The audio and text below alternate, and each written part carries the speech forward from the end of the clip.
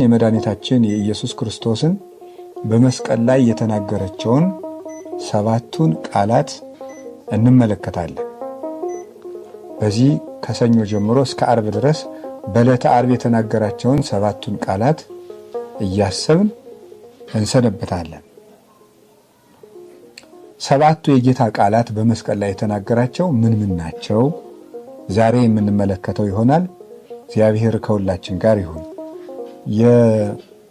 የመጀመሪያው ቃል በሉቃስ ወንጌል ምዕራፍ 23 ላይ የምናገኘው ኃይለ ቃል ነው። ይኸውም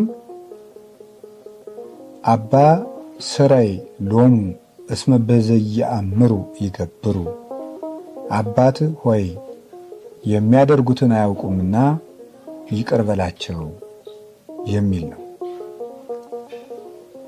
በዚህ ውስጥ ጌታችን ኢየሱስ ክርስቶስ ያደረገው ምንድን ነው? አይሁድ በሰቀሉት ጊዜ ግፍን ሲሰሩበት መስቀል ላይ ሁሉ የተናገራቸው ነው። እንግዲህ ሲይዙት ተይዟቸዋል፣ ሲያስሩት ዝም ብሎ ታስሯል፣ ሲገርፉትም ዝም ብሎ ተገርፏል፣ ሲከሱትም ዝም ብሎ ተከሷል፣ ሲፈረድበትም ዝም ብሏል፣ መልስም አልሰጠም። በመስቀል ሲቸነክሩትም ዝም ብሎ ተቸንክሮ ተሰቅሏል፣ ልብሱን ሲገፉትም ዝም ብሏል።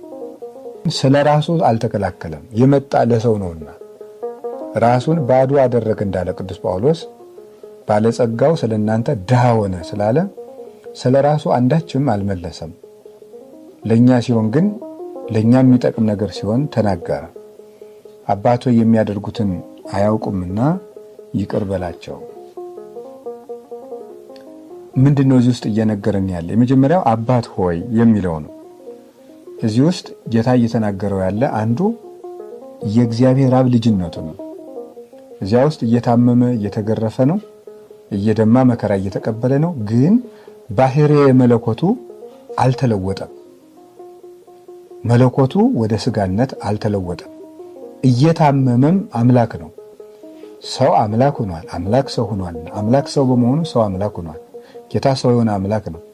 የመለኮት ገንዘብ ለስጋ፣ የስጋ ገንዘብ ለመለኮት እንደሆነ ሐማሚ ኢሃማሚ ነው። እሱ ከኛ ጋር አንድ እንደመሆኑ ይታመማል፣ ከአባቱ ጋር አንድ እንደመሆኑ ደግሞ አይታመምም። ስለዚህ መስቀል ላይ ሆኖም ከአባቱ ጋር አንድ ነው። እግዚአብሔር አባቴ ነው ሲል ጌታ ከእግዚአብሔር አብ ጋር አንድ መንግስት ነኝ ማለት ነው። ለምን? የሰው ልጅ የሰው ባህሪ አለው፣ የእንስሳት ልጅ የእንስሳ ባህሪ አለው፣ ከእጽዋት የተቆረጠም የእጽዋት ባህሪ አለው። የእግዚአብሔር ልጅ የእግዚአብሔርነት ባህሪ አለው። ስለዚህ አባት ሆይ ቢል እየተሰቀለም እየደማም እየተገፋም ርቃኑን ሆኖም ግን የእግዚአብሔር ልጅ ነው። አለመታመም የሚቻለው ነው፣ አለመሞት የሚቻለው ነው። ያንን የገለጸላቸው። ሁለተኛ ለምንድን ነው አባት ሆይ የሚያደርጉትን አያውቁም? የሚያደርጉትን አያውቁም የምትለው ቃል ምንድን ነው የምታመለከተው? ምንድን ነው የማያውቁት? አይሁድ ጌታን ኢየሱስ እንደሚባል ያውቁታል፣ ናዝሬት እንዳደገም ያውቁታል፣ የገሊላ ሰው መሆኑንም ያውቁታል፣ የድሃ ልጅ እንደሆነም ያውቁታል፣ የእመቤታችን ልጅ እናቱ ማርያም እንደሆነችም እናውቃለን ብለዋል። ሀገሩንም ያውቃሉ። የማያውቁት ምንድን ነው ሲባል አምላክነቱን አያውቁም ነበር፣ የሚያደርጉትን አያውቁም ነበር። ሩቅ ብሲ ይመስላቸዋል፣ የዮሴፍ ልጅ ይመስላቸዋል፣ ከነቢያት እንዳንዱ ይመስላቸዋል፣ ተራ ሰው ይመስላቸዋል። አያውቁም ያለ ለዚህ ነበር። በእነሱ እጅ ሲታሰር፣ በገመድ ሲያስሩት፣ በገመድ ሲጎተሱት፣ እርጥ መስቀል ሲያሸክሙት፣ ወዙ ሲወዛ ሲወድቅ ሲነሳ፣ ሲሰቅሉት ሲደማ ሲያዩት ተራ ሰው መስሏቸዋል። ዛሬም በዚህ ብዙዎች ይሰናከላሉ። ለምን? የሚያደርጉትን አያውቁም፣ ምስጢሩን አያውቁም። ቅዱስ ጳውሎስ ይህን እንዲህ ብሎ ገለጠው። አንደኛ ቆሮንቶስ ምዕራፍ 2 ቁጥር 8 ላይ ሶበሰ አይመርዎ የሚሰቀልዎ ለእግዚአብሔር ስብሐት፣ አውቀውትስ ቢሆን ኖሮ የክብርን ባለቤት ባልሰቀሉት ነበር አለ። ምኑን ነው ያላወቁት ታዲያ? ያውቁት የለም? አብሯቸው አድጎ በሰፈራቸው ሲመላለስ ያላወቁት የአብ ልጅ መሆኑን፣ እግዚአብሔር መሆኑን፣ ሥጋ የለበሰ አምላክ መሆኑን አላወቁትም ነበረ። እስከ ዛሬ ድረስ እንዴት አምላክ ይታመማል፣ አምላክ ይሰቀላል፣ ኢየሱስ አምላኬ አምላኬ ብሏል፣ መስቀል ላይ ጮኋል የሚሉ ሰዎች ሁሉ ከአይሁድ ነው ቁጥራቸው። አይሁድም አላወቁም። እሱስ ታዲያ ምን አላቸው? በጊዜው እኔንም አታውቁም አባቴንም አታውቁም አለ። አባቱ ዮሴፍ ነው ሲሉ አልነበረም? አባቱ ዮሴፍ ከሆነ ለምንድን ነው አባቴን አታውቁም የሚላቸው? ለምንድን ነው እንዲያ የሚላቸው? የዮሴፍ ልጅ እንደሆነማ እናውቃለን ብለዋል። ማቴዎስ 13:55 ላይ ተነገረው። ይህ የጠራቢ የዮሴፍ ልጅ አይደለም ብለዋል። ታዲያ አባቱ ዮሴፍ ከሆነ ለምንድን ነው ዮሐንስ 7 ላይ ዮሐንስ 8 ላይ እኔንም አታውቁም አባቴንም አታውቁም ወዴት እንደሚሄድም አታውቁም የሚላቸው? ለምንድን ነው ወዴት እንደሚሄድ የማያውቁ? ሰው ወይ ይኖራል፣ ከሞተም ወደ ምድር ይሄዳል፣ ነፍሱም ወደ ሰማይ ትሄዳለች። ወዴት እንደሚሄድ አታውቁም። የሚያርገው ወደ አባቱ መንበር ወደ ራሱ መንበር ነው። አባቱ ዮሴፍ ሳይሆን እግዚአብሔር አብ ነው። አባቱም ይህ ልጄ ነው ብሎ የመሰከረለት ለብቻ ይህ ነበር። ለዚያ ነበር የምወደው ልጄ ይህ ነው፣ የዮሴፍ ልጅ ነው አትበሉት። ይህ ልጅ የኔ ልጅ ነው፣ የፍጡር ልጅ አይደለም፣ አምላክ ነው፣ ከኔ ጋር አንድ ነው ነበረ። ጌታም ዮሐንስ 16:15 ላይ ሁሉ ዘቦ ለአቦ የዚህ አይወጡ የአባቴ የሆነ ሁሉ የኔ ነው ብሎ የተናገረ ለዚህ ነበረ።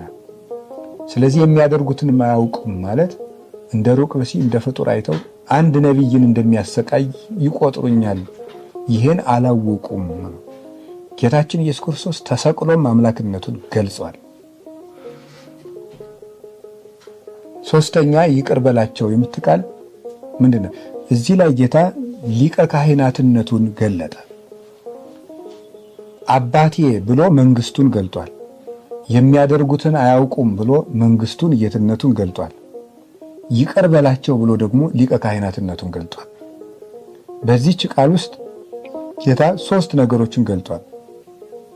አንደኛው መስዋዕት መሆኑን፣ ሁለተኛው ሊቀ ካህናት መሆኑን፣ ሶስተኛው ንጉሥ መሆኑን ገልጧል። መስዋዕት መሆኑን እሱ እየተሰቀለ ይቅር በል ሲል በሱ መስዋዕትነት ዓለም ይቅርታን እንዳገኘ ሲነግረን ነው። የመስዋዕቱ በግ የተባለው ተፈጸመ። ዮሐንስ ወንጌል ምዕራፍ 1 ላይ ዮሐንስ ነዋ በግዑ ለእግዚአብሔር ዘየአትት ኃጢአተ ዓለም፣ የዓለሙን ኃጢአት የሚያስወግድ የእግዚአብሔር በግ እነሆ ብሎት ነበር። አሁን ያ መስዋዕት ክርስቶስ መሆኑን ሲገልጥ ደሙ እየደማ ደሙ እየፈሰሰ ስጋው እየተቆረሰ ይቅር በላቸው አለ። በኔ ደም በኔ መስዋዕትነት በኔ ስጋ መቆረስ በኔ ደም መፍሰስ ይቅርታን ስጣቸው አለ። ቅዱስ ጳውሎስም ዕብራውያን ምዕራፍ 1 ቁጥር 3 ላይ ሲናገር በአካለ ህላዌሁ ገብረ በዘያነጽህ ኃጣውኢነ፣ ኃጢአታችን በገዛ ደሙ ካነጻ በኋላ ይላል። በገዛ ደሙ ካነጻ በኋላ ይህ ለይቅርታ የሚፈሰው የመስዋዕታችን የኢየሱስ ክርስቶስ ደም ነበረ። የማቴዎስ ወንጌል ምዕራፍ 26 ቁጥር 26 ላይም ሲናገር ዝንቱ ውእቱ ደሜ ዘሐዲስ ሥርዓት ዘይትካው በእንተ ቤዛ ብዙኃን በስርየተ ኃጢአት፣ ይህ ለብዙዎች የኃጢአት ይቅርታ ቤዛ ሆኖ የሚፈስ የሐዲስ ኪዳን ደሜ ይህ ነው ብሎ ነበረ። ቤዛ ሆኖ የሚፈስ ደሜ ይህ ነው። ቤዛ ማለት ስለዚያ ስለሌላው ጠበቃ የሚሆን ለውጥ የሚሆን ማለት ነው። ይቅርታ ስለነሱ ይቅርታ የሚፈስ ደሜ ይህ ነው። ስለዚህ ጌታችን መድኃኒታችን ኢየሱስ ክርስቶስ የይቅርታ ማግኛችን የስርየት መስዋዕታችን መሆኑን ሲያመለክት ይቅር በላቸው፣ ደሙ እየፈሰሰ ይቅር በላቸው። የኔ ደም መፍሰስ፣ የኔ ስጋ መቆረስ፣ የኔ መገረፍ፣ የኔ መሰቀል ለነሱ ይቅርታ ማግኘት ነው። ይቅር በል አለ። እዚህ ውስጥ መስዋዕትነቱን ገለጠ። ሁለተኛ ይቅር በል ብሎ አቅራቢ ነው። ይቅር መባያ ይቅርታ የሚያሰጥ ደም መስዋዕት ነው ሆኖ ቀርቧል። ይቅርታ አስባይ ይቅርታውን አቅራቢ ሊቀ ካህናቱ ደግሞ ሆኖ ራሱ ይቀርባል። ይቅር በል ብሎ የሚያቀርበው ሊቀ ካህናት እሱ ነው። ይቅር በል ብሎ የሚያቀርበው መስዋዕትም የገዛ ደሙን ነው። ቅዱስ ጳውሎስን በዕብራውያን እንደነገረ የገዛ ደሙን ይዞ ገባ እንዳለ ይቅርታ ለማሰጠት ይቅርታ ለመስጠት ያቀረበው መስዋዕት የገዛ ደሙ ነው። ለሊሁ በግ ወለሊሁ ሊቀ ካህናት ሰዋኢ ወለሊሁ ተወካፌ መስዋዕት ምስለ አቡሁ ወመንፈስ ቅዱስ ብሎ ጎርጎርዮስ እንደነገረ እሱ ራሱ መስዋዕት የሚሆን በግ ነው። እሱ ራሱ የራሱን መስዋዕትነት የሚያቀርብ ሊቀ ካህናት ነው። እሱ ራሱ የራሱን መስዋዕትነት የሚቀበል ንጉሥ ነው። ንጉሥነቱን አባቴ በማለት ገለጠ። አባቴ ሲል የእግዚአብሔር ልጅ እግዚአብሔር ነው። እሱም እግዚአብሔርነቱን እየገለጠ ነው። ስለዚህ ራሱን መስዋዕት አድርጎ አቀረበ። ራሱ መስዋዕት ሆኖ ቀረበ። በራሱ መስዋዕትነት ከአባቱ ጋር ሆኖ ታረቀን፣ ይቅር አለን። ይቺ በዕለተ ዓርብ ያቀረባት ይቅር በላቸው የምትል ቃል ለአዳምና ለልጆቹ በሙሉ የቀረበች የማስታረቅ ቃል ናት። የይቅርታ ቃል ናት። የቤዛነት ቃል ናት። ይቺ ቃል ዓለም እስከሚጠፋ ድረስ የሰው ልጆችን ሁሉ ስታስታርቅ ትኖራለች። ወይክል አድኅኖቶሙ ለለ ይመጽኡ ሀበ እግዚአብሔር እንተ መንገሌሁ ወይተነብል ሎሙ እስመ ሕያው ውእቱ። እሱ በሱ በኩል ወደ እግዚአብሔር የሚመጡትን ሁሉ ሊያድናቸው ይቻለዋል። በሱ በኩል የሚመጡትን ወደ እግዚአብሔር ሊያድናቸው ይቻለዋል። ሕያው ነውና ለዘላለሙ ያስታርቃቸዋል ይላል። ሕያው ነውና ያለው ምንድን ነው? አንድ ጊዜ የተናገራት ቃሉ ለዘላለም ሕያው ናት። በዚያች ቃል ነው ዓለም ሲታረቅ የሚኖረው። ስለዚህ በመጽሐፍ ቅዱስ ሊያማልድ በሕይወት ይኖራል፣ ስለኛ የሚማልደው የሚሉ ግሶች ሁሉ የተነገሩት አንድ ጊዜ በተናገረባት ቃል ዓለም ሁሉ ከአባቱ ከወልድ ከመንፈስ ቅዱስ ጋር ሲታረቅ የሚኖረው በዚያ ነው። ሊቁ ቅዱስ ዮሐንስ አፈወርቅ እንደሚነግረን አንድ ጊዜ እግዚአብሔር አንድ ጊዜ ብዙ ተባዙ ምድርንም ሙሏት ባለው ቃል ዓለም ሁሉ ሲራባ እንደሚኖረው አንድ ጊዜ ይቅር በላቸው ባላት ቃል ዓለም ሁሉ ሲታረቅበት ይኖራል። አንድ ጊዜ ባቀረባት ቃል እሱ ዕለት ዕለት መስዋዕት ማቅረብ አያስፈልገውም እንደ ብሉይ ኪዳን ሊቃነ ካህናት። ለምን? እነዚያኞቹ ይሞታሉ፣ ክህነታቸውም በሌላ ካህን ክህነት በሌላ ሊቀ ካህናት ይተካል። እስመ ኢያበውሆሙ ሞት ይንበሩ፣ ሞት እንዲኖሩ አይፈቅድላቸውም እና እርሱሳ ዕለት ዕለት ይህንን ማድረግ አያስፈልገውም። እስመ ዘንተ ገብረ በምዕር ሶአርሶ፣ ራሱን መስዋዕት አድርጎ ባቀረበ ጊዜ ይህንን አንድ ጊዜ ፈጽሞታልና ይላል ቅዱስ ጳውሎስ። አንድ ጊዜ ፈጽሞታልና ዕለት ዕለት መስዋዕት ማቅረብ አያስፈልገውም። እስመ ይሳር ክህነቱ ለዓለም፣ ክህነቱም ለዘላለሙ አይሻርምና። ለዘላለም እንደ መልከ ጼዴቅ ክህነት አንተ ለዘላለሙ የእግዚአብሔር ሊቀ ካህናት ነህ ተብሎ እንደተነገረ የእሱ ክህነት አትሻርም፣ ሊቀ ካህናትነቱንም የሚተካት የለም። ዛሬም ቢሆን ዓለም ሁሉ ወደ ክርስቶስ ቢመጣ ይቅርታ የሚያገኘው በዚች የሚያደርጉትን አያውቁምና ይቅር በላቸው በተባለችው በዕለተ ዓርብ በቀረበችው ሕያው የማስታረቅ ቃል ሕያው ቤዛነት ነው። ዛሬም ቢሆን እኛ ኦርቶዶክሳውያን ማንኛውም ቄስ፣ ካህን፣ ጳጳስ፣ ሊቀ ጳጳስ ኑዛዜ ሲሰጥ በክርስቶስ ሊቀ ካህናትነት ነው እንጂ በራሱ ክህነት አይደለም የሚያደርገው። የክርስቶስን ሊቀ ካህናትነት መሰረት አድርጎ ነው ካህን መፍታት የሚችለው። ያለ ክርስቶስ ሊቀ ካህናትነት ካህን ማሰር መፍታት አይችልም። ስለዚህ ምን ይላል? ኑዛዜ ስንሰጥ በየትኛውም ማንኛውም ቄስ ቅዳሴም አበቃ፣ ጉባኤም ተደረገ፣ መጨረሻ ላይ ይፍታ ይድግ ያንጽህ ወይ ቅድስ እግዚእነ አምላክን ወመድኃኒነ ኢየሱስ ክርስቶስ ሊቀ ካህናት ሠራየ ኃጢአት፣ ጌታችን መድኃኒታችን ኢየሱስ ክርስቶስ የካህናት አለቃ ሊቀ ካህናት ይቅር ባይ ለአባቶቻችን ለሐዋርያት ሥልጣነ ክህነትን የሰጠ በከበረ ደግሞ የዓለሙን ኃጢአት ይቅር ያለ በማወቅ ባለማወቅ ከልጅነት እስከ እውቀት የሰራችሁትን ኃጢአት ይቅር ይበላችሁ ብሎ በክርስቶስ ሊቀ ካህናትነት ነው ስርየት የሚሰጠው። ቅዳሴው የሚያደርገው በክርስቶስ ሊቀ ካህናትነት ነው። ኑዛዜ የሚሰጠው በክርስቶስ ሊቀ ካህናትነት ነው። ሌላ ሊቀ ካህናት የለንም። ሊቀ ካህናታችን ለኦርቶዶክሳውያንም አንድ ነው። ሌሎቹ ሊቃነ ካህናት፣ ካህናት፣ ሊቀ ጳጳስ፣ ጳጳስ የሚባሉት ጌታችን ኢየሱስ ክርስቶስን ሊቀ ካህናት አድርገው አገልግሎት የሚፈጽሙ የሱ እጆች፣ የሱ ተላላኪዎች፣ የሱ ጉጠቶች፣ ማቀበያዎች፣ በረከት መስጫዎች፣ የእርቅ ቃል መልእክተኞች፣ የድህነት ሰራተኞች፣ የመከሩ ሰብሳቢዎች፣ የማስታረቅ ቃል በእነሱ የተቀመጠባቸው የሰላሙን ቃል ተሸክመው ሂደው ለድህነት የሚፋጠኑና ሰዎችን ወደሚያድነው አካላዊ ቃል ወደ ክርስቶስ የሚያቀርቡ መልእክተኞች ናቸው። ብዙ ሰዎች ከቤተ ክርስቲያን ወጥተው የቀሩት አንዳንዶቹ የሚያስቡት ክርስቶስም ሊቀ ካህናት ሌላውም ሊቀ ካህናት እያለ የሚቀላቀል ኦርቶዶክሳውያን ቀላቅላ አታውቅም። ኦርቶዶክሳዊ ቤተ ክርስቲያን ጌታችን ኢየሱስ ክርስቶስ በዚህች ቃል ለዘላለሙ ይቅር ይለናል። መልሶ እንግዲህ አሁን አንድ ሰው ከሌላ እምነት ቢመጣ ክርስቶስ አይሞትለትም። የዕለተ ዓርብ ያደረጋት የማስታረቅ ቃል ዓለምን ስታሳርቅ ትኖራለች። ንስሐ ገብቶን ቄሱ እግዚአብሔር ይፍታ የሚለን ይህች ቃል ለዘላለም ስለምትኖር ነው። በዚያች ቃል ነው የምንታረቀው። ወይት ካህሎሙ ያቅርቡ በእንተ አራቅይናሁ ለወልድ ብሎ ሊቁ እንደተናገረ በክርስቶስ ሊቀ ካህናትነት ካልሆነ በስተቀር መስዋዕት መሰዋት፣ ጸሎት ማቅረብ፣ ጸሎት ማሳረግ፣ ይቅርታ ማሰጠት አይቻልም። መስዋዕትም የሚያደርገው በዕለተ ዓርቡ ሊቀ ካህናትነት ነው። የቅዱሳን ምልጃ ምንድን ነው ሲባል ከክርስቶስ ሊቀ ካህናትነት ጋር የተጣሉትን ወደ ጌታ ለማቅረብ ነው። ከዚያ በኋላ ይቅርታውን የሚሰጠው በገዛ ደሙ በራሱ ደም ነው የሚያድናቸው። ማዳን የክርስቶስ ነው። ወደ ድህነት ማቅረብ ማማለድ ደግሞ የቅዱሳን ነው። የክርስቶስ ቤዛነትና የቅዱሳን ምልጃዎች የተለያዩ ነገሮች ናቸው። ቅዱሳን የሚያማልዱት ከክርስቶስ ጋር ለማገናኘት ነው። ይቅርታን የሚሰጠን ግን ያንን የቅዱሳንን ጸሎት ተቀብሎ በዕለተ ዓርብ ደሙ በዕለተ ዓርብ ሊቀ ካህናትነቱ ይቅርታን ሰጥቶ በደሙ አንጽቶ ቀድሶ ሕዋሳቱ ያደርገናል ማለት ነው። ስለዚህ የሚያደርጉትን አያውቁምና ይቅር በላቸው የምትለው ለሁላችን እስከ ዓለም ፍጻሜ ለምንሳሳተው ሁሉ ስንመለስ ንስሐ ስንገባ ይቅርታ እንድናገኝ መሰረት የምትሆን ቃል ናት ማለት ነው። ንስሐ ስንገባ በካህናት ስንፈታ ይፍታይድግ ስንባል ቀኖና ተሰጥቶን ስንጨርስ ይቅርታን የምትሰጠን እስከ ዓለም ፍጻሜ ይች ቃል ናት።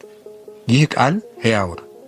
ጌታችን ኢየሱስ ክርስቶስ በግም ሊቀ ካህናትም መስዋዕትም ንጉሥም ሆኖ የዋለበት ቃል ይች ቃል ናት ማለት ነው። ሁለተኛው ጌታ የተናገረው ከሰባቱ ቃላት አንዱ ዮም ትሄሉ ምስሌ ውስተ ገነት፣ ዛሬ በገነት ከኔ ጋር ትኖራለህ የምትለው ናት። የሉቃስ ወንጌል ምዕራፍ 23 ቁጥር 43 ላይ የምናገኘው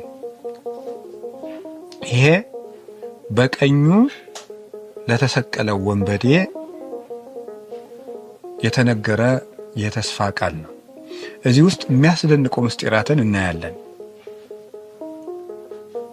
ዛሬ በገነት ከኔ ጋር ትኖራለህ። የምናስተውላቸው ምስጢራት ምንድን ነው? የመጀመሪያው የዚህን ሰው ንስሐ እናስተውላለን። ፈያታዊ ዘይማን በቀኝ የተሰቀለው ወንበዴ አቤቱ በመንግሥትህ በመጣህ ጊዜ አስበኝ ብሎት ነበረ። ይህ ሰው የሚያስደንቅ ሰው ነው። በሱ ሁለት ነገሮችን እናስተውላለን። የመጀመሪያው ጌታ ራቁቱን ተሰቅሎ ሌሎቹ መሰወልደ እግዚአብሔር አንተ ረድ መስቀለከ ንራይ ወንመንብከ፣ የእግዚአብሔር ልጅ ከሆንክ ከመስቀል ላይ ውረድና አይተን እንመንብህ ሲሉት እርቃኑን ተሰቅሎ ፊቱ በደም ተሸፍኖ እያየው ግን በሰማያዊ መንግስቱ ያምነው ነበረ። ፀሐይ ስትጨልም፣ ጨረቃ ደም ስትለብስ፣ ከዋክብት ሲረግፉ፣ አይቫን ሲፈተቱ እነዚህም ሁሉ ታምራት አየና የእግዚአብሔር ልጅ እንደሆነ በትክክል አመነ። ጌታን በሰማያዊቱ መንግስቱ አወቀ። ጌታ ምን ብሎ ነበረ? የማቴዎስ ወንጌል ምዕራፍ 11 ላይ ብፁዕ ዘኢይትዐቀፍ በየ፣ በእኔ የማይሰናከል ሰው ንዑድ ክቡር ነው ብሎ ነበር። ማለት በስጋ ስደክም አይቶ ፍጡር ነው ያላለኝ፣ ይሄ ለራሱ ያልሆነ እየደከመ እየደማ እያያችሁት እንዴት አምላክ ትሉኛላችሁ የማይለኝ፣ ከዚህ አልፎ መንግስቴን ያወቀ ሰው ንዑድ ክቡር ነው። እንደምታመም ፀሐይን ሳጨልማት፣ ጨረቃን ደም ሳለብሳት፣ ከዋክብትን ሳረግፍ፣ መቃብራትን ስከፍታቸው፣ አለቱን ስሰነጥቀው የሚያይ አይን ንዑድ ክቡር ነው ብሎ ነግሮን ነበር። ይህ ሰው እንዲህ ያለ እምነት ያለው ነው። ሁለተኛ የዚህ የፈያታዊ ዘይማን ታላቅነቱ በመከራ ውስጥ ሆኖ ጊዜያዊ ነገርን አለመለመኑ ነው። ጤና ስጠኝ፣ ይህ መስቀል ውስጥ ያለው ህመሜ እንዳይሰማኝ አርገኝ፣ ወይም ደግሞ አስነሳኝ፣ እንዳልሞት አርገኝ ማለት ይችል ነበር። ግን ያንትቶ የለመነ የሰማያዊት መንግስቱን ነው፣ ሰማያዊ ነገር ነው የለመነ። አንዳንድ ሰዎች እየሞቱ እንኳን ለነፍሳቸው የማያስቡ አሉ። መቃብር ተቃብሯቸው፣ ጉድጓዳቸው ተምሶ፣ ልጣቸው ተርሶ የሚገነዙበት እየቀረበ እንኳን ነፍሳቸው ትዝ የማትላቸው ሰዎች አሉ። ይህ ሰው እየሞተ ለነፍሱ ያሰበ ሰው ነው። መከራ ውስጥ ሆኖ ትሩፋት የሰራ፣ በችንካር ተቸንክሮ ተሰቅዞ ተይዞ ከህማሙ አልፎ ከመከራው አልፎ ከማማረር አልፎ ለወዲያኛይቱ ዓለም ሕይወቱ ያሰበ ሰው ምስጉን ሰው ነው። የሚያስደንቅ ተጋዳይ ነው። ሶስተኛ በዚህ ውስጥ ምን እናያለን? አይሁድ የእግዚአብሔርን መንግሥት ትተው የቄሳርን መንግሥት ወደው ነበር ይላል ቅዱስ ኤፍሬም። ጌታን አሳልፈው ሲሸጡት ጲላጦስ ለንጉሥክሙን ውስቅሎ ንጉሣችሁን ልስቀለውን ሲላቸው አልብነ ንጉሥ ዘእንበለ ቄሳር ከቄሳር በቀር እኛ ንጉሥ የለን ብለው ነበር። ከቄሳር በቀር እኛ ንጉሥ የለንም ብለዋል። ስለዚህ ያመኑበት ቄሳር የሮም ቄሳር ያው ቄሳር ባይሆን እንኳን በምድራዊ መንግስት አምነዋል። የሮም መንግስት በ70 ዓመተ ምህረት ቤተ መቅደሳቸውንም ሀገራቸውንም እነሱንም አጠፋቸው። ፈያታዊ ዘየማን ደግሞ በምድር መንግስቱ በማይታይ ግን ሰማያዊ መንግስት ባለው በክርስቶስ አመነ። ለሱ ገነት ሰጠው። ሁሉም ዋጋቸውን አገኙ። አይሁድን ያመኑበት መንግስት አጠፋቸው። ፈያታዊ ዘየማንን ደግሞ ያመነበት መንግስት ሕይወትን አወረሰው። ክርስቶስ ቢያምኑበት የማያሳፍር ንጉሥ ነው። በሰማይ መንግስት ሊያኖርበት የሚችል ስልጣን ያለው ባለጸጋ ነው። ሞቶ ሕይወትን የሚሰጥ። ሌላው እዚህ ውስጥ የምናስተውለው አንድ የሚያስደንቅ ነገር አለ። በኦሪት ዘፍጥረት ምዕራፍ 3 ላይ ስንመለከት አዳም በተሳሳተ ጊዜ እግዚአብሔር አዳምን ካስወጣ በኋላ አዳም ተመልሶ እንዳይገባ የገነትን ዛፍ የሚገለባበት ሰይፍ የያዙ ሱራፌልን አስቀምጦበት ነበር። ወአዘዞሙ ለኪሩቤል ወለሱራፌል ዘውስተ እደዊሆሙ ሰይፈ እሳት እንተ ትትነያይጥ ከመ ይቀውፍና ወዕፀ ሕይወት ከመ ኢይብአ አዳም ተሃቢሎ ውስተ ገነት። እግዚአብሔር አዳም እጁን ዘርግቶ ዕፀ ሕይወትን እንዳይበላ ወደ ገነት እንዳይገባ በእጃቸው የምትገለባበት ሰይፍ የያዙ ሱራፌልን ገነትን ይጠብቁ ዘንድ አዘዛቸው ይላል። አሁን የገነት አዛዧ እግዚአብሔር ነው። ገነትን የዘጋት እግዚአብሔር ነው። ጠባቂ መልአክ የሾመላት እግዚአብሔር ነው። ክርስቶስ መስቀል ላይ ሆኖ ግን ዛሬ ከኔ ጋር በገነት ትኖራለህ እንዴት ሊለው ቻለ? ያችም ገነት እግዚአብሔር እንደሰጋት በመጽሐፍ ቅዱስ ተጽፏል። ከእግዚአብሔር በቀርም እግዚአብሔር የዘጋውን መክፈት የሚችል የለም። ስለዚህ ጌታ ምን እያለ ነበረ? ቀድሞም አዳምን አስወጥቼ ገነትን የዘጋዋት እኔ ነኝ። አሁንም ገነትን በደሜ መክፈት የሚቻለኝ የአዳም ጌታ እኔ ነኝ እያለ ነበረ። ያ ኦሪት ዘፍጥረት ላይ አዳምን መሬት ትሆናለህ ብሎ የፈረደበት ገነትን የዘጋበት እኔ ነኝ። ለዚህ ነበረ እግዚአብሔር ሰው ሆኖ አዳነን የምንልበት ምክንያት። ለምን? እግዚአብሔር የፈረደበትን ሰው ማንሳት ስለማይችል። ስለዚህ ሰው ሆኖ አዳምን ማዳን የነበረበት እግዚአብሔር ነው። እግዚአብሔር የፈረደውን ማንሳት የሚችል እግዚአብሔር ስለሆነ፣ ስለዚህ ክርስቶስ የገነት ባለቤት መሆኑን አሳየ።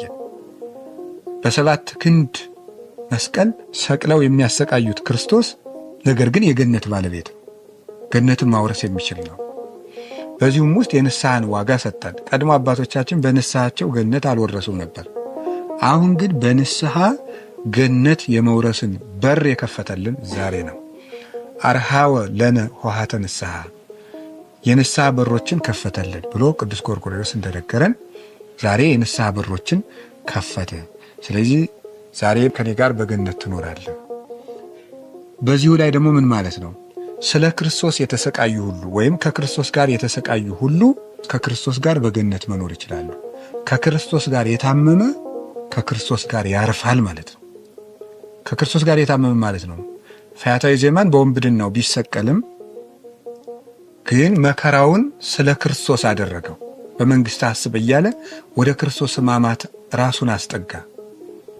ክርስቶስን መምሰልን ወደደ። ይሄ ሰው ለክርስቶስ ብለው መከራ የሚቀበሉ ክርስቲያኖችን ሁሉ የሚወክል ነው። ለክርስቶስ ብለው መከራ የሚቀበሉ ክርስቲያኖች ከክርስቶስ ጋር እረፍት ያገኛሉ። ስለዚህ ከክርስቶስ መከራ መቀበል፣ በክርስቲያን ስም መከራ መቀበል መዋረድ፣ ክብር ማጣት አይደለም። ከክርስቶስ ጋር መታመም ነው። እረፍት ያለው ሕመም ይባላል። ክርስቲያኖች የሚታመሙት ሕመም እረፍትን የተመላ ሕማም ይባላል። ለምንድነው ክርስቲያኖች የምንሰቃየው? ጌታ ስለምንድነው አጋንንትና ሌሎች ሲገፉን ዝም የሚለው ሲባል የክርስቲያን ስቃይ ውስጥ እረፍት ስላለ ነው ማለት ነው። ሶስተኛው ጌታ የተናገረው ቃል የዮሐንስ ወንጌል ምዕራፍ 19 ቁጥር 25 እስከ 27 ባለው ውስጥ ያለው ይልቁንም በግልጽ ቁጥር 26 ላይ የተናገረው እነኋት እናትህ እነሆ ልጅሽ የሚለው ቃል ነው በሶስተኛ ደረጃ የሚቀመጠው። በዚህ ላይ አሁንም የምንመለከታቸው ድንቅ መለኮታዊ ምስጢራት አሉ። እመቤታችን ቅድስት ድንግል ማርያም ከመስቀሉ ስር ተገኝታ የተቸነከሩ እጆቹንና እግሮቹን እያየች ታለቅስ ነበር። ይህን በምታለቅስበት ጊዜ እናቱን ለማጽናናት እነሆ ልጅሽ ብሎ ዮሐንስን ሰጥቷታል። ብዙ ሊቃውንት በዚህ ርዕሰ ጉዳይ ላይ ብዙ ምስጢራትን አስተምረውበታል፣ ተርጉመውታል። አንደኛው እናት አባትን ማገልገል እስከ ሞት እንኳን ቢሆን መሆን እንዳለበት ሲያስረዳ ነው። ቅዱስ ዮሐንስ አፈወርቅ እንደሚናገረው ይህንን አንቀጽ ሲተረጉም ክርስቶስ እየሞተ እንኳን እናቱን ያገለግላት ነበር። አንተ በቁምህ በጤንነት እያለህ ጤና እያለህ አካልህ ደህና ሆኖ እናት አባትህን ባታገለግል ምን አይነት ፍርድ ይጠብቃል? ለጌታስ የምትመልሰው መልስ ምንድን ነው? ለእናት የሚደረገው ፍቅር በሞት እንኳን ቢሆን የሚደረግ ነው። ብዙ ጊዜ ሰዎች እናቱን አቃሏታል የሚሉ ሰዎች አሉ። ለእናቱ ቁም ነገር ግድ የማይላቸው ግን ክርስቶስ ስለ እናቱ ግድ ይለዋል። እየሞተ እንኳን የእናቱ ነገር ያሳስበው ነበር። የእመቤታችን የቅድስት ድንግል ማርያም ነገር በጌታ በሞቱ እንኳን ጊዜ ያልተዘነጋ ነው፣ የሚታሰብ ነው። አንዱ ይሄ ነው። ሁለተኛው ጌታ በዕለተ ዓርብ እነሆ ልጅሽ እነኋት እናትህ ባለ ጊዜ የገለጸልን ምንድን ነው? አንድ ደገኛ ምስጢር ገልጿል ይላል ቅዱስ ጎርጎርዮስ ዘንዚናዙ። ቅዱስ ጎርጎርዮስ ዘንዚናዙ ምን ይላል? የዮሐንስ ወንጌል ምዕራፍ 2 ላይ ጌታ ምን ብሎ ነበር? አንቺ ሴት ከአንቺ ጋር ምን አለኝ? ጊዜ ገና አልደረሰም ብሏት ነበረ። የወይን ጠጁን አበርክት ብላ በጠየቀችው ጊዜ ይህ ምንድን ነው? አንቺ ሴት ከአንቺ ጋር ምን አለኝ ያላት ወይን የላቸውም ስትለው ወይን የማበረክትበት ስልጣን እንደ አምላክነቴ ነው እንጂ እንደ ሰውነቴ አይደለም። ሰርግ መጠራት እንደ ሰውነቱ ነው። ውሃውን ወይን ማድረግ እንደ አምላክነቱ ነው። ሰውነቱ አምላክነቱ ብለን አንከፍለው። እንደ አምላክነቱ እንደ ሰውነቱ እንደ ሰውነቱ ሰርግ ተጠርቶ በጠባብ ደረት በአጭር ቁመት በእግሩ ተራምዶ ገስኩሶ ሄዶ በበር ገብቶ ተቀምጧል፣ በአዳራሽ ተገኝቷል። ይህ የሰውነቱ ስራ ነው። ውሃውን ጠጅ ማድረግ ወይን ማድረግ የአምላክነቱ ስራ ነው። ስለዚህ ውሃውን ወይን የማደርግበት ስልጣኔ እንደ አባቴ ባህሪ ነው፣ እንደ ሰውነቴ ባህሪ አይደለም። ከአንቺ ጋር አንድ በመሆንበት ባህሪዬ የምታዘዝበት ቀንና እውነተኛውን ወይን ደሜን የምሰጠበት ቀን ገና ነው፣ ዓርብ ነው ነበር ያላት። ወይን የማበረክትበት ግን የአብ ልጅ እንደመሆኔ ነው፣ የምሰቀልበት ደግሞ ያንቺ ልጅ እንደመሆኔ ነው ማለቱ ነበር ይላል ቅዱስ ጎርጎርዮስ። ስለዚህ ጊዜ ገና አልደረሰም ያላት ለጊዜው ለወይኑ ይሁን እንጂ ደሜን አፍስሼ ያንቺ ልጅ እንደመሆኔ የምታዘዝበት ቀን ዕለተ ዓርብ ገና ነው ማለቱ ነበረ።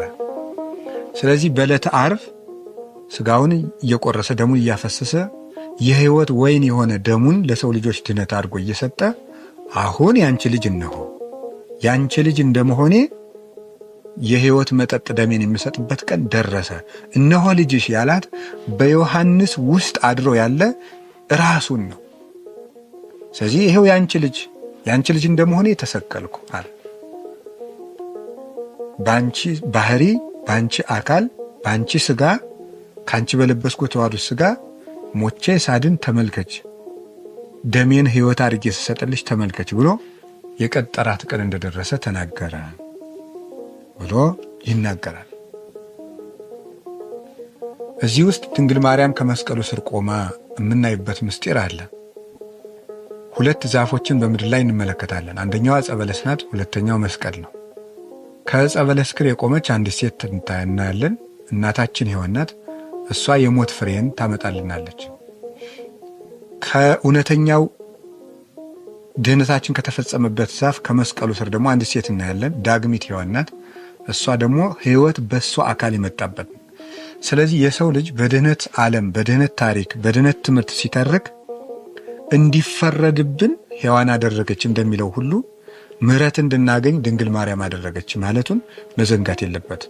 ምሕረት ሞት ሲፈረድብን ከዛፉ ስር ሔዋን አለች። ሕይወት ሲሰጠን ከዛፉ ስር ድንግል ማርያም አለች። ለዚያ ነበረ ይህ ቃል ዋና ቃል ሆኖ የመስቀሉ ቃል የሚባለው። በዚያውም ዘንድ እነሆ ልጅሽ ብሎ እንግዲህ ሁሉን ነገር የተቀበልነው በሐዋርያት ነው። ለሐዋርያታችን የሰጣቸው ስጦታ ለእኛ ስጦታችን ነው። ሐዋርያትን ያስጠጋበት ጥግ ለእኛም መጠጊያ ነው። ዮሐንስን ለድንግል ማርያም እንደሰጠ ሁላችንም የድንግል ማርያም ልጆች እንድንሆን ሰጥቶናል። ሁላችን ተጠምቀን የእሱ ልጆች የሆነው በጦር ተወግቶ ከጎኑ በፈሰሰ ውሃ ነው።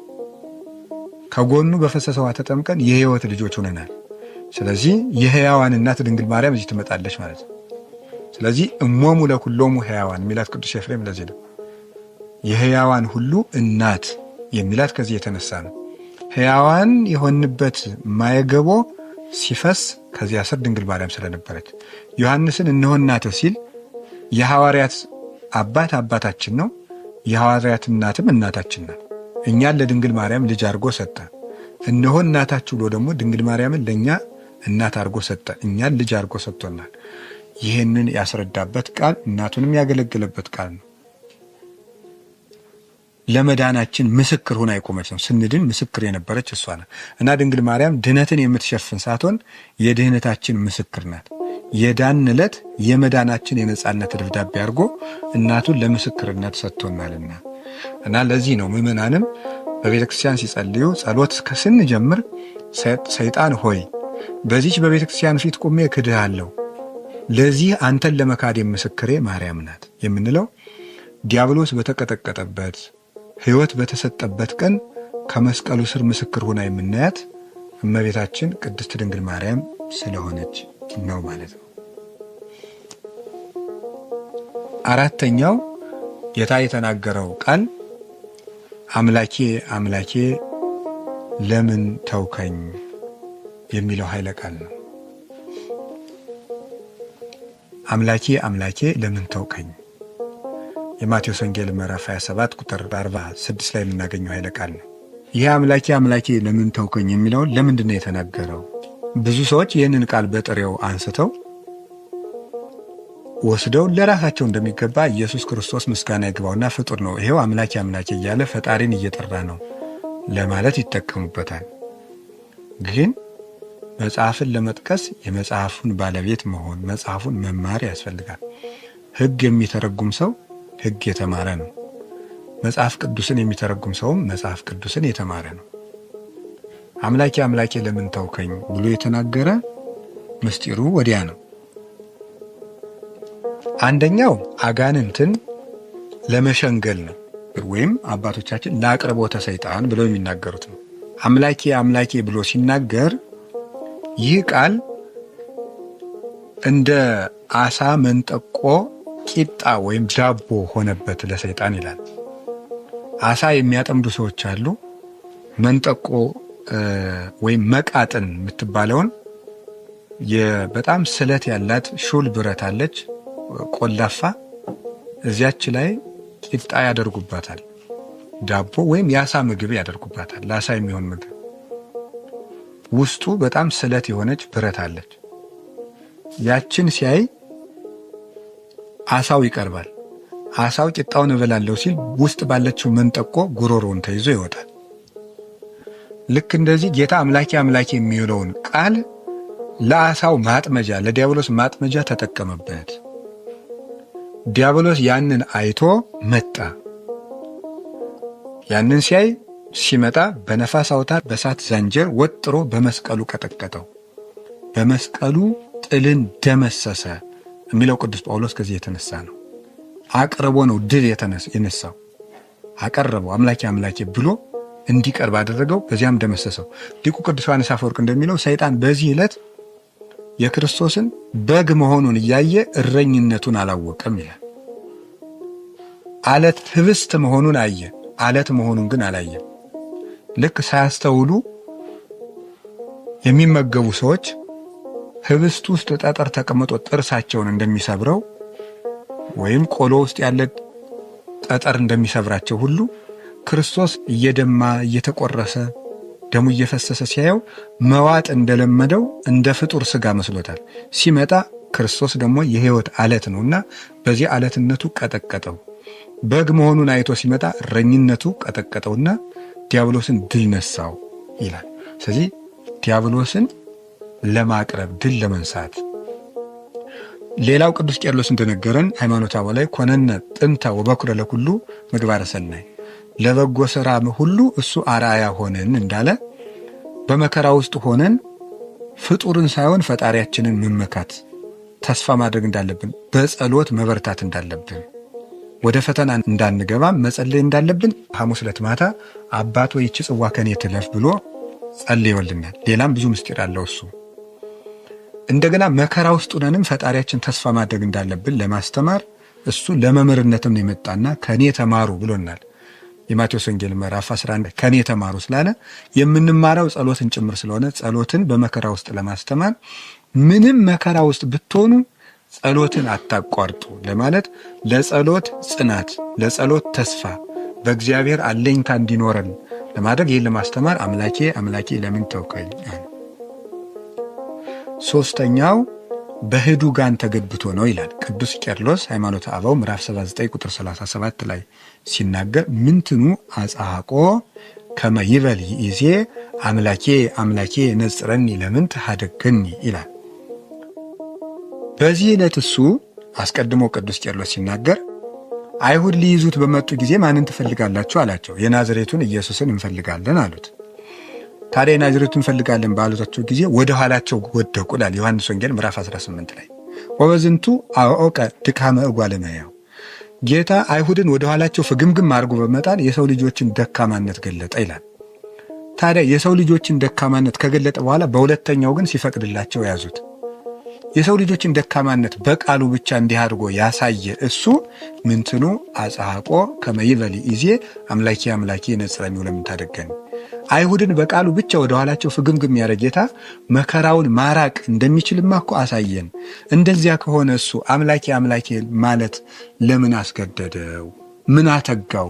ምን አሻው? ይልና ቅዱስ ቄርሎስ ወንሕነሰ ንብዬ እኛ ግን እንዲህ እንላለን ሶበ አበሰ አዳም ቀዳሚ ወሄደ ትእዛዘ እንተ ተውህበት ሎቱ ቀዳማዊ አዳም ለሱ ተሰጥታ የነበረችውን ሕግ ባፈረሰ ጊዜ ወተሐከየ ባሕቲቱ ውስተ ሕግ ዘተአዘዘ እሱ የተሰጠውን ሕግ ባፈረሰ ከተሰጠችው ሕግ በተለየ ጊዜ ወሐደጎ እግዚአብሔር ለህላዌ እጓለ እመሕያው እግዚአብሔርም እንደዚህ የሰው ልጆችን ባህሪ ተለይቷቸው ነበር፣ ትቷቸው ነበር ይላል። አዳም እግዚአብሔር ያዘዘውን ሕግ በመተው ምክንያት እግዚአብሔርም የሰው ልጆችን ወይም አዳም እግዚአብሔር ካዘዘው ሕግ ሲለይ እግዚአብሔር ደግሞ ከአዳም ተለየ። በልጅነት አባቱ ሆኖ ተዋህዶት የሚኖር እግዚአብሔር ተለየው ይላል። ስለዚህ ምን አደረገ? ወበይንተዝ ሰምረ እግዚአብሔር ከመያፍ ልሶ ለህላዌ እጓለ እመሕያው ሀበ ኢሙስና ስለዚህ እግዚአብሔር የሰው ልጆችን ባህሪ ጥፋት ወደሌለበት ክብር ሊያከብረው ሊያሳድገው ወደደ። ወረደ ቃለ እግዚአብሔር ውስተ ዝንቱ ዓለም የእግዚአብሔር ቃልም ወደዚህ ዓለም ሰው ሆኖ መጣ። ወነሳ ሥጋ እምዘር አብርሃም ከአብርሃም ዘርም ሥጋን ለበሰ። ወተመሰለ አኀዊሁ ሥጋን ደምን በመዋሃድም ወንድሞቹን መሰለ። ወሆለቆ ርእሶ ምስለ ህላዌ ዚአነ ራሱንም ከኛ ባህሪ ጋር ቆጠረ፣ ከኛ እንዳንዱ አደረገ። ወበይንተዝ ይቤ ዝንቱ ቃል አምላኬ አምላኬ ነጽረኒ ወለምንት ሐደገኒ በኢንቲአነ ለለ ሐደገነ እግዚአብሔር በአልዮ ትእዛዙ። ስለዚህ አለ የእግዚአብሔር ቃል እሱን በመበደላችን ምክንያት እግዚአብሔር ተለይቶን ነበርና በተለየን በእኛ ተገብቶ ስለኛ ብሎ ይህ ቃል አምላኬ አምላኬ ብሎ ጮኸ ይላል። ስለኛ ብሎ በተተው ነው እኛን ተወን እግዚአብሔር አለ። ስለዚህ በተተውን በእኛ ተገብቶ እሱ ስለኛ ቤዛ ሆኖ አምላኬ አምላኬ ብለን የምንጮኸውን ህዱጋን ወይም የተተውን አደገኒ ማለት ተውከኝ ማለት ነው። ስለዚህ የተተውን የእኛን ጸሎት ተውከኝ ብሎ ጸለየ። እኛ ተተተን ነበርና እኛ ህጉን ስንተው እግዚአብሔር እኛንም ተወን፣ ለሞት አሳልፎ ሰጠን፣ እንድንፈርስ እንድንበሰብስ ሞት እንዲሰለጠን መሬት አንተ ወደ መሬትነት ተመለስ ብሎ ትቶን ነበረ። ስለዚህ የተተውነውን ጸሎት ነው ያቀረበ ይላል ጌታችን ኢየሱስ ክርስቶስ። ቤዛ ሆነን ማለት ይሄ ነው። መዝሙረ ዳዊት ምዕራፍ 21 ቁጥር 1 ላይ አምላኬ አምላኬ ነጽረኒ ወለምን ታደገኝ፣ አምላኬ አምላኬ ለምን ተውከኝ ብሎ ጸልዮ ነበር። ያቺ የዳዊት ትንቢት ተፈጸመች። ጌታም 5000 ዘመን ነቢያት በሙሉ ለምን ተውከን ብለውን የተውትን የተተውን ጸሎታችንን ክርስቶስ አቀረበልን። በዚህም ቤዛ ሆኖ ይቅርታን ሰጠን። እንግዲህ ምን አለት ነው? እያሃድገክሙ አለ። አሁን ተተተን ነበረ።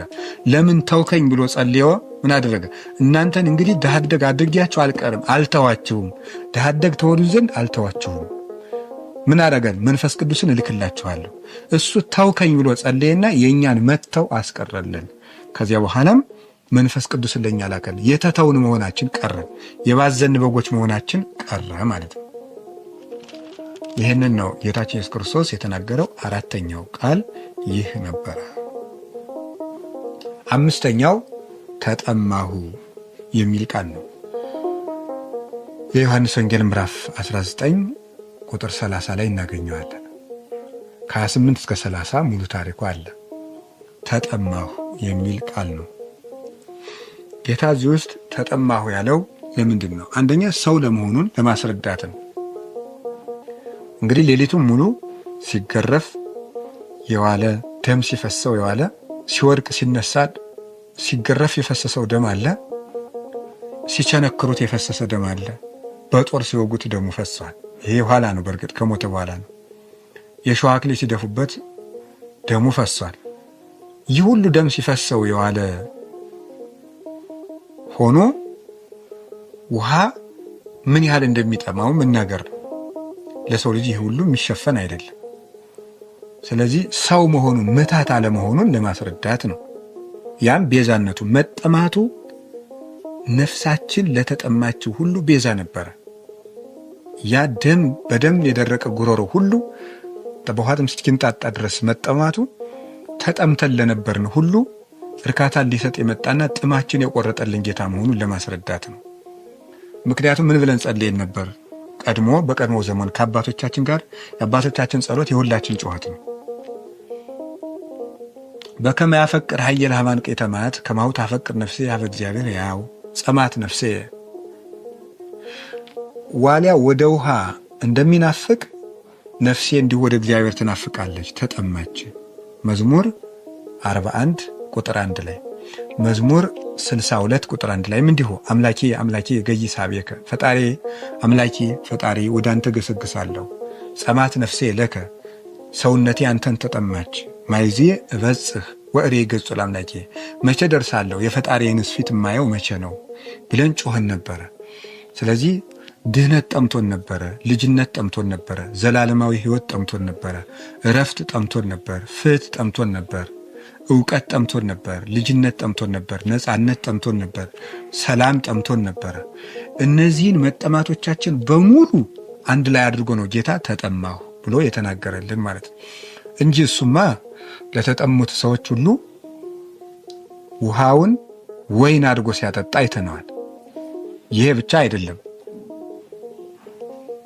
ጤና ለጠማቸው ሰዎች ፈውስ ሲሰጣቸው፣ ሕይወት ለጠማቸው ሰዎች ከመቃብር አስነስቶ ሕይወት ሲሰጣቸው፣ ሰላም ላጡት ሰላም ሲሰጣቸው፣ ደንቆሮዎችን መስማት የጠማቸውን እንዲሰሙ ያደርጋቸው፣ ማየት የጠማቸውን እንዲያዩ ሲያደርጋቸው፣ መሄድ የናፈቃቸውን እግራቸውን ተርትሮ እንዲሮጡ ሲያደርጋቸው፣ የታወኩትን ሰላም የጠማቸውን ሐዋርያት ባሕር ገስጾ ሰላም ሲሰጣቸው አይተነዋል።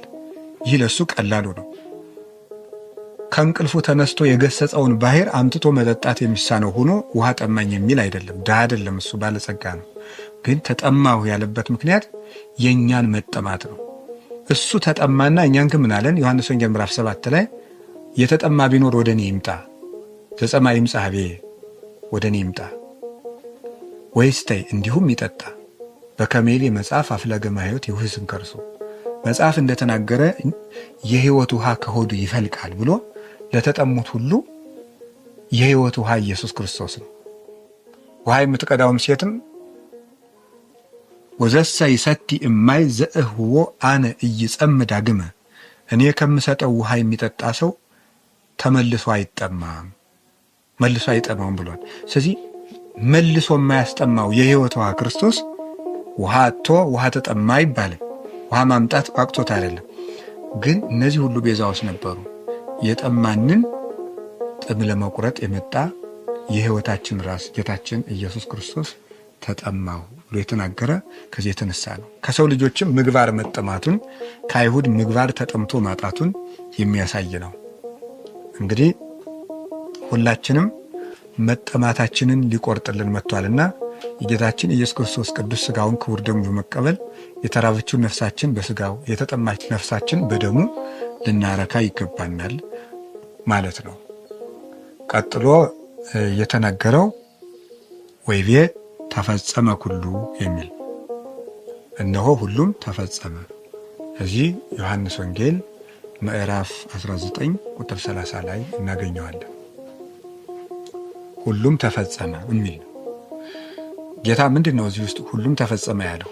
አንደኛው ለአዳም የሰጠው ቀጠሮ ተፈጸመ፣ ተስፋ ተፈጸመ ማለት የአባቶቻችን ተስፋ ተፈጸመ። አዳምን ኦሪት ዘፍጥረት ምዕራፍ 3 ቁጥር 19 ላይ አስተጻርር ማእከለ ዘርአ ወዘርእኪ በሴቲቱና በአንቺ በዘርሽና በዘሯ መካከል ጠላትነትን አድርጋለሁ። የሴቲቱ ዘር ራስሽን ይቀጠቅጥሻል። ወአንቲ ዕቀቢ ሰኮናሁም አንቺም እግራቸውን ትነድፊያለሽ ብሎ እባቢቱን ረግሟት ነበረ። ስለዚህ የሴቲቱ ዘር የድንግል ማርያም ልጅ ጌታችን ኢየሱስ ክርስቶስ የሴቲቱ ዘር የተባለም ለጊዜው ሔዋንን ያያል፣ ፍጻሜው ግን ድንግል ማርያምን የሚያይ ነው፣ የሚያስተረጉም ነው። የሴቲቱ ዘር አለ ከወንድ ስላልወለደችው በድንግልና የወለደችው የሴቲቱ ብቻ ልጅ የድንግል ማርያም ልጅ የአብ የባሕሪ ልጁ በተዋሕዶ ኢየሱስ ክርስቶስ የእባቡን ራስ ይቀጠቅጣል።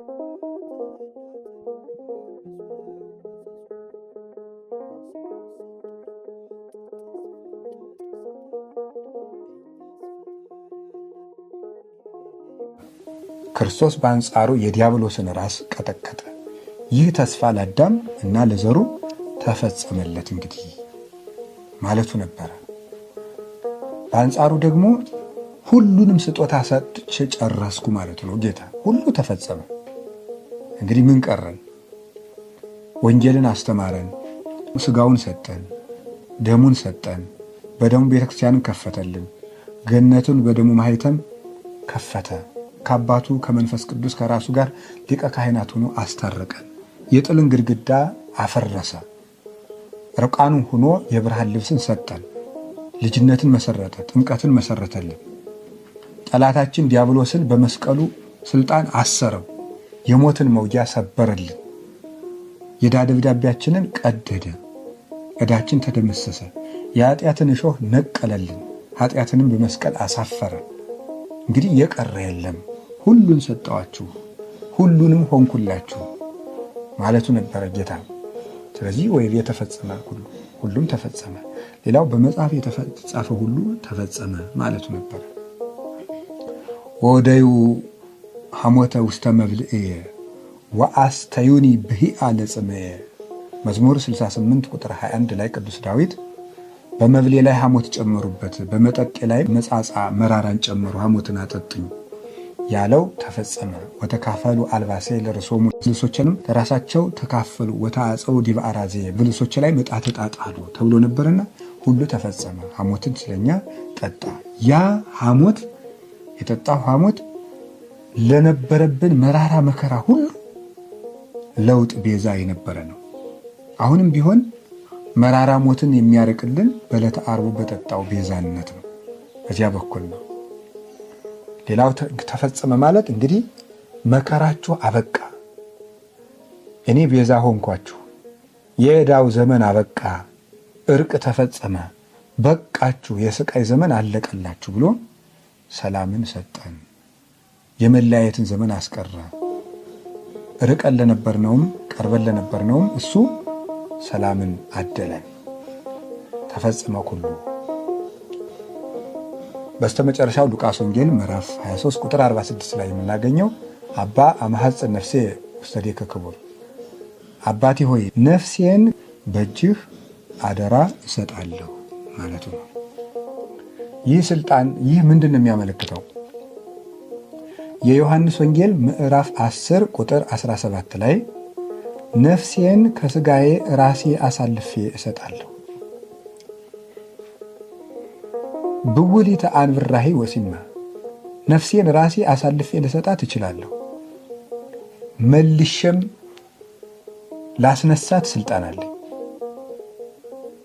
አልቦ ዘይሃይደንያ እምዴ፣ ከእጄ ሊነጥቀኝ የሚችል የለም ነፍሴን ብሏል። ስለዚህ ነፍሱን ከስጋው የመለየት ስልጣን ያለው እግዚአብሔር ነው ማለት ነው። እሱ እንደ ሰውነቱ ይሞታል፣ እንደ አምላክነቱ የገዛ ነፍሱን ራሱ መለየት የሚችለው ሰው የሆነ አምላክ በተዋሂዶ ያለ ነው።